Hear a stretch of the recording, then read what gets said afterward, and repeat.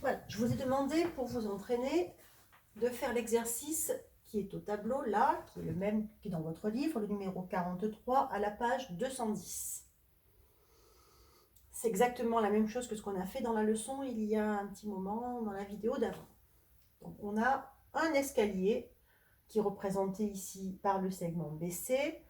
Et en fait, il est posé, il y a un plancher en bas. Voilà. Et donc, on a représenté un triangle ABC qui est rectangle en A. AB représentant le sol de l'étage du bas. C'est le point d'arrivée de l'escalier en haut. Et donc ça, c'est l'escalier qui monte. On a des informations. On sait que l'angle que fait l'escalier avec le sol fait 40 degrés. Que la longueur totale de l'escalier, quand on monte, fait 3 mètres. Et on veut connaître la longueur AB. Est-ce qu'on peut appliquer le théorème de Pythagore pour trouver cette longueur dans le triangle rectangle? Eh bien non, puisqu'on a une seule longueur et pas d'autre. En revanche, on a une longueur et un angle. Donc on va pouvoir appliquer la trigonométrie. On explique pourquoi.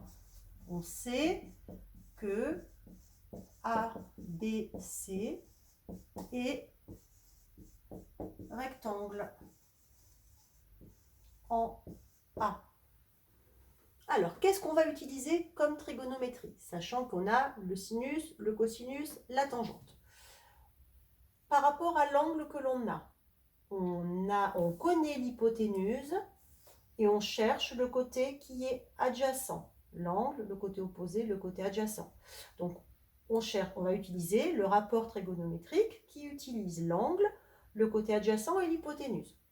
Ce rapport trigonométrique, c'est, réfléchissez, le cosinus.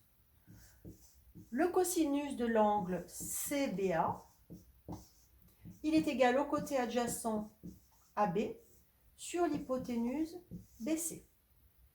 On remplace les choses que l'on connaît par des nombres. Le cosinus de 40 degrés, que vous mettiez ou pas des parenthèses ici, c'est pareil. Vous avez le choix de les mettre ou pas. La calculatrice les met, vous pouvez ne pas les mettre. AB, on le cherche. BC, il vaut 3.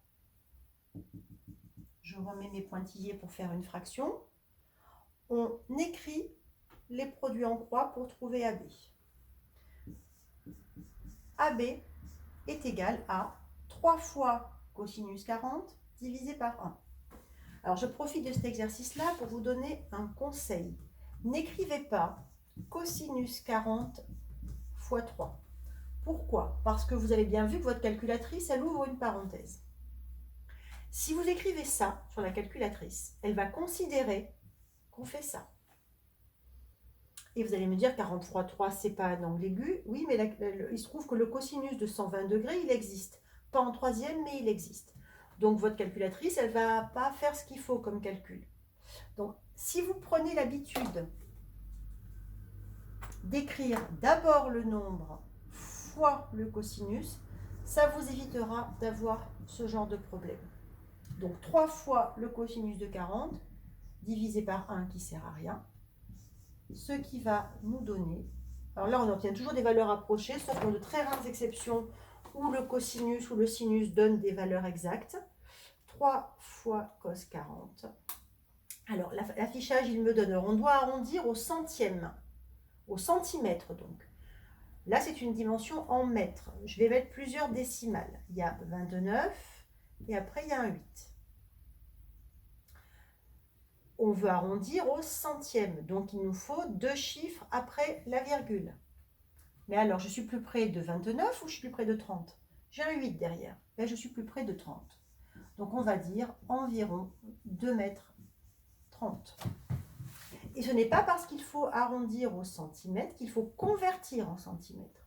Ça veut dire qu'il faut s'arrêter au chiffre des centimètres et là, au plus proche.